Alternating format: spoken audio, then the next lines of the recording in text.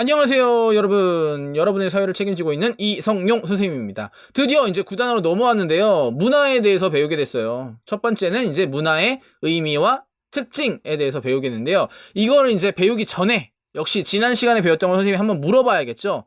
지금 뜨끔하죠, 또. 아, 얘 공부 안 했는데 왜 자꾸 물어봐. 아이, 이렇게 생각하고 있는 사람 괜찮아요. 뭐 다 그러니까요. 우리 배웠던 거, 사회적 관계, 사회적 지위, 역할과 역할 갈등, 사회 집단의 종류, 차이와 차별, 이런 게 있었는데요. 다 까먹었죠? 대단합니다. 역시 늘 배고파요, 여러분. 배고픈 여러분들을 너무너무 사랑해요. 괜찮아요. 뭐, 까먹을 수도 있죠. 첫 번째, 사회적 관계는 뭔가 지속적인 상호작용을 해서 만들어진 관계. 예를 들면 친구 같은 게 해당되고요. 그 관계 속에서 내가 차지하고 있는 위치, 사회적 지위. 타고난 거는 귀속. 노력해서 얻은 거는 성취. 아빠는 성취. 엄마, 아름다운 아내를 얻기 위해 노력했겠죠, 그죠? 그 다음에 지위가 여러 개다 보니까 역할도 여러 개고, 그 다음에 그 역할 간에 충돌이 일어나는 것을 역할 갈등이라고 했고요. 그 다음에 2명 이상의 사람이 소속감을 가지고 지속적인 상호작용을 하는 것을 사회 집단이라고 하고, 그것보다 좀 더 목표가 뚜렷하고 조직적이고 체계적인 거를 사회 조직이라고 하는데, 그 사회 조직은 보통 피라미드형의 관료제로 돼 있다. 뭐 이런 거 했고요. 선생님과 박보검의 얼굴이 다른 거 뭐죠? 차이. 선생님이 약간 좀 그렇게 생겨가지고 부당한 대우를 받았다. 그게 바로 차별입니다. 어때요? 쉽죠? 계속 까먹어봐요. 뭐 선생님이 계속 넣어줄 테니까 누가 이기나 봅시다. 이번 시간에 이제 배울 거는 문화니까 첫 번째는 문화의 의미에 대해서 알아야 되고요. 두 번째는 문화가 그럼 도대체 무엇으로 구성되어 있나? 문화라는 게 도대체 뭔가 많이 들어보긴 했는데, 세 번째, 문화의 특징이 있습니다. 이 세 가지를 알면 이번 단어는 된 거예요. 우리는 뭐 교양이 있고 세련된 이제 문화적 학생들이니까 뭐 이 정도는 껌 아니겠습니까? 한번 가봅시다. 첫 번째 학습 목표는 문화의 의미인데요.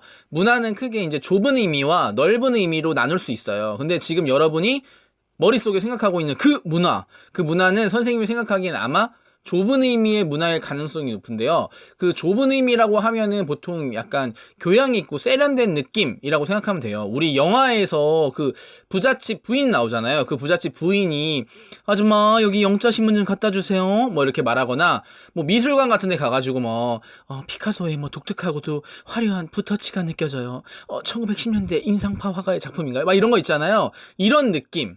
뭔가 교양이 있고 세련된 느낌, 이런 걸 좁은 의미의 문화라고 하고요. 대표적인 것으로 문화인, 문화생활, 문화시민 이렇게 할 때 이 문화가 바로 그런 교양이 있고 세련된 느낌의 문화, 좁은 의미의 문화를 말한다 라고 생각하시면 돼요. 그 다음에 넓은 의미는 그럼 뭐냐, 우리가 가지고 있는 환경이 있잖아요. 그 환경에 적응해서 나타난 생활 모습, 생활 양식, 그 자체를 문화라고도 해요. 예를 들면 우리나라 기후에 알맞은 음식을 만들었죠. 그 음식 문화, 한국의 음식 문화, 이게 바로 넓은 의미의 문화고, 우리도 청소년들끼리 생활하다 보면은 청소년들만의 독특한 문화가 생겨나잖아요. 그런 청소년 문화, 이게 바로 넓은 의미의 문화예요. 그래서 시험에 뭐가 나오냐면은 이게 지금 좁은 의미의 문화를 말하는 건지 넓은 의미의 문화를 말하는 건지 물어보는 문제가 자주 나오거든요. 근데 요건 약간 편법인데 100% 믿으면 안 돼요. 앞에 문화가 오면은 보통 좁은 의미고요. 뒤에 문화가 오면은 약간 넓은 의미로 나올 가능성이 높아요. 예를 들면 문화인 할 때 문화 앞에 있잖아요. 문화생활 할 때 문화 앞에 있죠. 이 문화가 앞에 있으면 보통 좁은 의미일 가능성이 높다. 100% 아니에요, 100%. 선생님한테 항의하지 마세요. 선생님 100% 아니라고 했어요. 열심히 노력하고 만약에 안 외워지면 이렇게 하면 좀 더 이해가 쉬울 거다. 항의하지 마세요. 차단합니다. 네, 차단된 친구들 죄송하고요. 이제 그 다음으로 묻는 거는 문화인 것이 뭐고 문화가 아닌 것을 구분하는 문제, 요게 나오는데, 옛날에 우리가 전에 배웠던 본능과 사회화랑 약간 비슷해요. 학습의 여부로 이제 구분할 수 있거든요. 우선 이제 문화인 것은요, 우선 학습된 거고, 그 문화에 속한 사람들이 약간 공통적이고 지속적으로 계속 해야지 문화라고 말할 수 있거든요. 예를 들면은 뭐 한국 사람들이 밥을 먹을 때 젓가락과 숟가락을 쓴다거나, 아니면은 나이가 많은 사람을 만나면은 존댓말을 쓴다거나, 이런 건 이제 문화죠. 같은 문화에 속한 사람들이 공통적으로 하고 지속적으로 하고 우리 그거 배운 거잖아요. 이런 식으로 문화인 것이 있고요. 이제 문화가 아닌 거를 확인해 놓으면은 문제를 풀기가 좋은데, 우리 전에 배웠던 본능 있잖아요. 본능. 코에 벌레가 들어가서 재채기 했다. 이런 거 본능. 문화가 아니죠. 배운 게 아니니까. 또는 다른 사람과 약간 구별되는 자기만의 독특한 이제 취향이나 습관 같은 거는 문화라고 할 수 없어요. 왜냐면 그거는 나만 하는 거니까. 예를 들어 뭐 삼시세끼 고급 한우 스테이크만 먹는다. 굉장히 친해지고 싶네요. 연락 주세요. 아무튼 이런 사람들은 이건 문화가 아니죠. 자기만의 취향이기 때문에. 또 뭐 체질 같은 거, 내 키가 큰다거나 신체적 성장 배운 게 아니잖아요. 그 다음에 자연현상, 이게 잘 나와요. 자연현상. 태풍이 오는 거 내가 부른 거 아니죠? 전화했어요? 친구예요? 아니죠? 이런 거는 문화가 아니다. 아니, 학습 목표 1이 벌써 끝나가지고 복습을 할 것도 없어요. 그래서 학습 목표 2까지 하고 같이 복습하겠습니다. 학습 목표 2는 문화가 그러면 도대체 어떤 걸로 구성이 되어 있느냐, 이거에 대해서 이제 공부해 볼 건데요. 특히 이제 문화는 크게 두 가지 종류로 나눌 수 있어요. 첫 번째는 물질 문화고요. 두 번째는 비물질 문화예요. 우선 물질 문화가 뭐냐? 내가 뭔가 필요하고 내가 욕구가 있잖아요. 뭐 먹고 싶은 욕구, 자고 싶은 욕구, 멋지고 싶은 욕구, 이런 욕구들이 있죠. 그 욕구를 충족시켜주는 도구나 기술, 이런 걸 물질 문화라고 해요. 예를 들면 옷이 있잖아요. 옷. 내가 멋있어지고 싶은 욕구가 있을 때 옷을 입고, 추울 때 따뜻해지고 싶은 욕구가 있으니까 옷을 입잖아요. 또는 음식 같은 것도 나의 욕구를 채워주는 것이고, 그 다음에 우리가 주로 많이 쓰고 있는 전자기술, 이런 기술들도 내가 좀 더 편리하고 재밌으려고 하는 거잖아요. 그러니까 이런 기술들은 결국 물질 문화다, 이거예요. 그럼 비물질 문화는 뭐냐? 이 물질 문화는 조금 다른 개념인데요. 필요나 욕구를 충족시키기보다는 다른 개념이에요. 이 비물질 문화는 다시 제도와 관념으로 나뉘어요. 자꾸 왜 이렇게 나누려고 하는지 여러분들 힘들죠, 그죠? 제도는 쉽게 말하면 질서 유지를 위한 사회 제도나 행동 기준을 말하거든요. 만약에 이 제도가 없다고 하면은 우린 되게 부당한 대우를 받거나 힘들게 살 수도 있어요. 예를 들면 이 제도 문화에 해당되는 것이 뭐냐면 법률이나 예절이나 정치나 관습 같은 건데, 이런 게 없다면 내가 어떻게 행동해야 될지 이런 걸 알 수가 없는 거죠. 그리고 법이 없다고 생각해 보세요. 선생님이야 당연히 법도 없이 살 수 있는 이렇게 착한 사람이지만 그렇지 않은 사람이 너무 많단 말이에요. 법률이 있기 때문에 나쁜 짓을 안 하고, 그렇기 때문에 질서가 유지되는 거죠. 이렇게 질서 유지를 위한 제도나 기준을 제도 문화라고 하고요. 드디어 마지막 관념이에요. 관념은 인간에게 어떤 삶의 방향을 제시해 주거나 내 정신적인 삶을 풍요롭게 하는 지식이나 가치 같은 걸 말하는데요. 뭐 되게 어렵죠, 그죠? 그러니까 쉽게 말하면 내 정신적인 풍부함이나 내 정신적인 즐거움, 이런 걸 위해서 있는 거라고 생각하면 돼요. 예를 들면 뭐 예술이나 문학이나 언어나 철학, 이런 걸 말하거든요. 그래서 다시 말하면 문화에는 물질과 비물질이 있다. 물질은 내 어떤 욕구나 필요를 충족시켜주는 도구나 기술이다. 옷, 음식, 가구, 뭐 이런 거. 비물질은 제도와 관념으로 나누는데, 제도는 우리 질서 유지를 위한 어떤 기준이나 제도를 말하는 거고, 법률 같은 거. 관념은 나의 정신적인 삶을 풍요롭게 해주는 지식이나 가치, 이런 걸 말한다. 이걸 구분하는 문제를 많이 내니까 여러분들이 연습을 많이 해봐야 돼요. 뭐 옷 이렇게 하면 물질, 그 다음에 법률 하면 제도, 서로 퀴즈를 내면서 서로 꿀밤 맞기, 싸우지 말고요. 이런 거 한번 해보세요. 학습 목표 1, 2가 벌써 한 번에 끝났는데요. 이제 끝났으니까 복습을 한번 해야죠. 우리 기억상실증 걸렸잖아요. 병원 다니고 있죠? 힘내세요. 네, 약 조금만 먹고. 문화에는 좁은 의미와 넓은 의미가 있었는데요. 좁은 의미는 교양 있고 세련된 모습, 저기 영자신문 좀 주세요, 막 이런 거 있잖아요. 세련된 모습이고, 넓은 의미는 환경에 적응하면서 생긴 우리의 생활 양식을 말한다고 했어요. 보통 앞에 문화라는 글자가 오면 약간 좁은 의미일 가능성이 높지만 100%는 아니기 때문에 조심하라고 했고요. 자꾸 선생님 탓하면 차단한다고 했어요. 그 다음에 문화와 문화가 아닌 것을 구분하는 것은, 문화인 것은 학습한 거고 그 문화에 속한 사람들이 공통적으로 그걸 한다는 거고요. 문화가 아닌 것은 자기만의 독특한 취향이나 본능이나 체질이나 자연현상, 이런 건 문화가 아니죠. 쉽게 말해서 배운 게 아니니까. 그럼 문화는 어떻게 구성이 되냐? 크게 두 가지로 구성이 돼요. 물질과 비물질로. 물질은 뭔가 나의 욕구를 충족시켜주는 도구나 기술, 옷, 음식, 전자기술, 이런 걸 말하고, 비물질은 크게 또 다시 두 가지로 나뉘는데, 제도와 관념. 제도는 질서 유지를 위한 기준이나 제도 등을 말하고, 관념은 나의 정신적 삶을 풍요롭게 해주는 지식이나 가치 등을 말한다. 이 물질과 비물질을 구분하는 이거는 친구들이랑 많이 연습해보세요. 옆에 친구 있죠? 걔한테 자꾸 시켜보세요. 너 해봐. 해봐 임마! 이렇게. 벌써 뭐요? 너무 흥분해가지고 목소리가 이러네요. 벌써 학습 목표 3 문화의 특징과 속성까지 왔어요. 선생님이랑 같이 오니까 가시밭길 같았는데 착 레드카펫으로 바뀌잖아요. 대단하죠? 포즈 한번 취해주고요. 찰칵찰칵. 죄송합니다. 이제 문화의 특성에 대해서 배울 건데요. 문화 같은 경우에는 인간이 하는 거기 때문에 어느 시대, 어느 사회에나 약간 공통적으로 보이는 요소가 있어요. 그거를 보편성이라고 말하고요. 물론 이렇게 비슷한 것도 있는데 자기네가 겪어온 환경이나 아니면 겪어온 경험들이 다르기 때문에 이 모습이 다르게 나타나기도 하거든요. 그런 환경이 다른 것을 특수성이라고 하고요. 그런 특수성 때문에 나타나는 이렇게 여러 가지 모습을 다양성이라고 해요. 근데 사실 우리의 교과서에서는 특수성이랑 다양성을 거의 같은 개념으로 쓰고 있는 것 같아요. 그러니까 여러분도 혼동하지 말고 거의 같은 개념이라고 생각하면 될 것 같아요. 예를 들어서 이제 설명해 볼게요. 선생님이 어느 나라에나 처음 만나면 인사를 해요. 인사. 그러니까 전 세계 어디든 인사가 있다는 거잖아요. 그거를 보편성이라고 합니다. 그냥 무시하고 갈 수는 없잖아요. 처음 만났는데.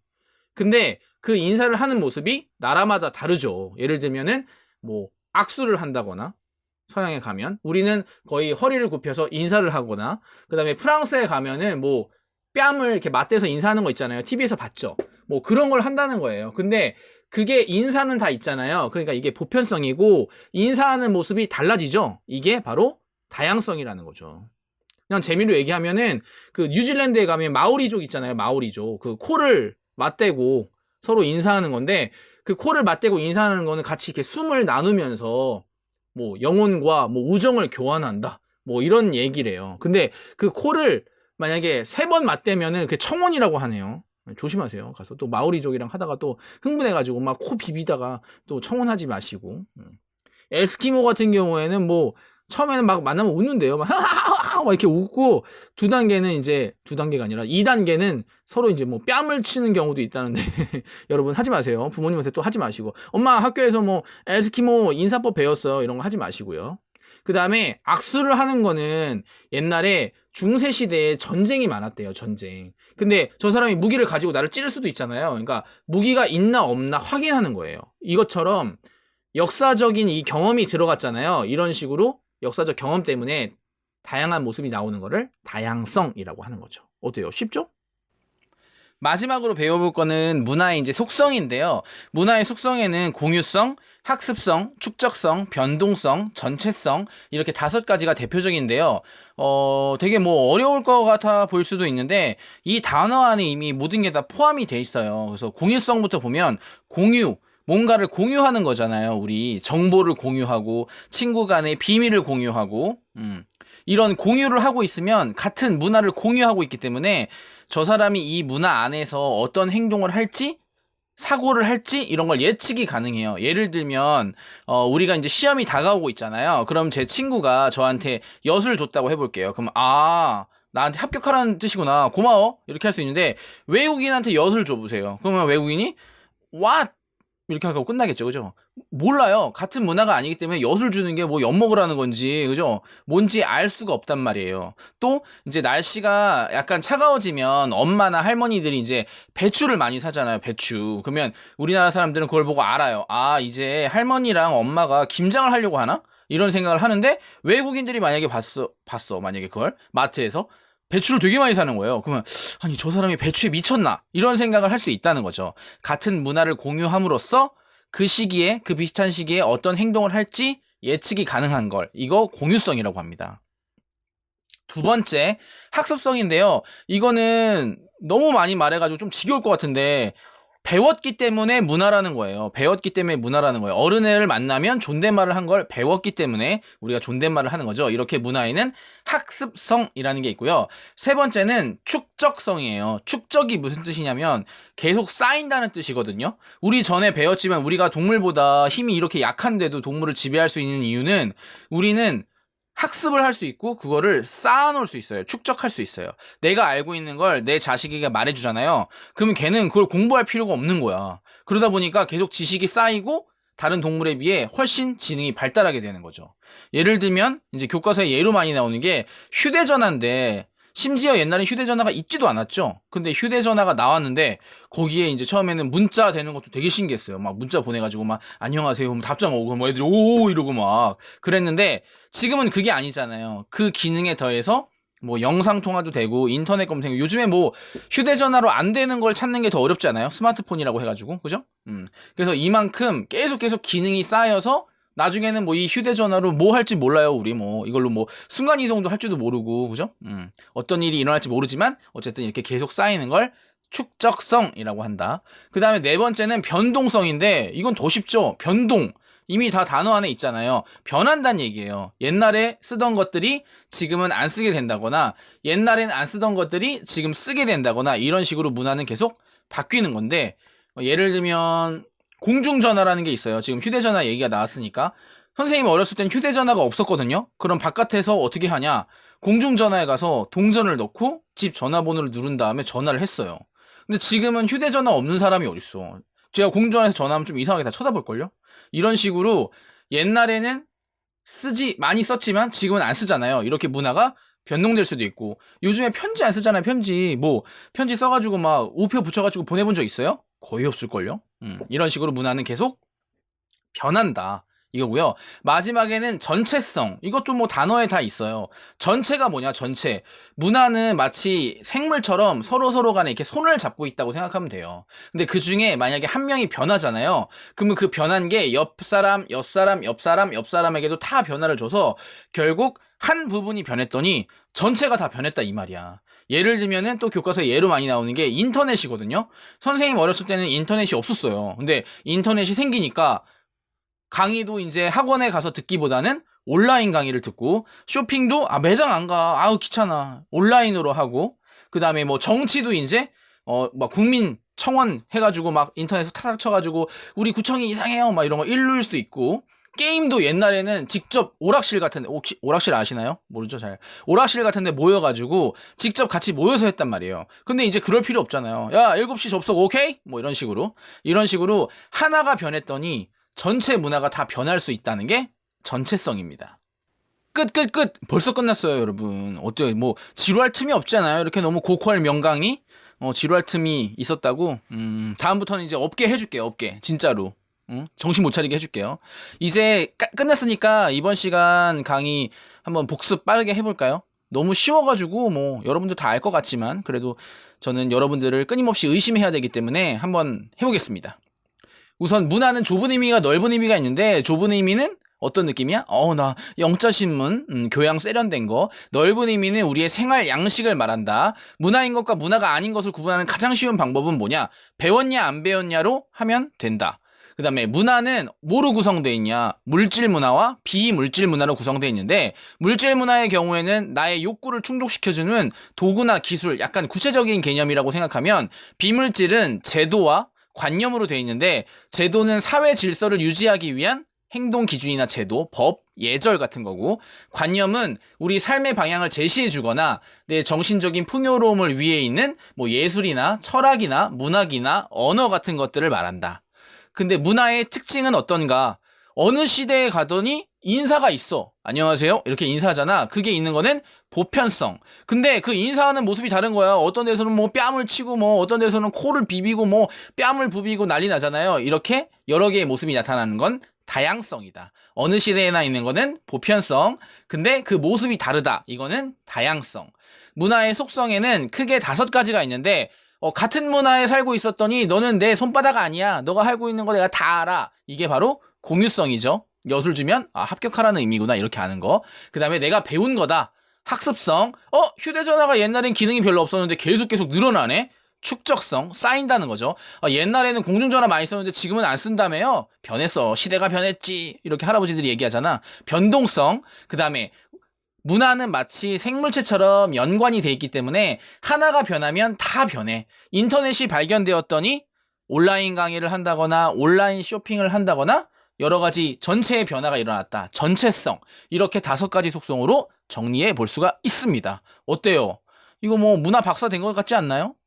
다음 시간에는 문화를 가지고 보는 태도에 대해서 배울 건데 요즘에 엄청 많이 싸우죠. 뭐 이슬람, 종교, 뭐 무슨 교 해가지고 종교끼리도 많이 싸우고 인종끼리도 많이 싸우고 문화 다툼이 너무 심해요. 도대체 얘네가 왜 싸우는지 좀 말려주고 싶잖아요. 그러려면 머리가 똑똑해야겠죠. 그것에 대해서 배울 거예요. 오늘 너무 잘했고 다음 시간에 꼭 만나기 약속해요. 안녕.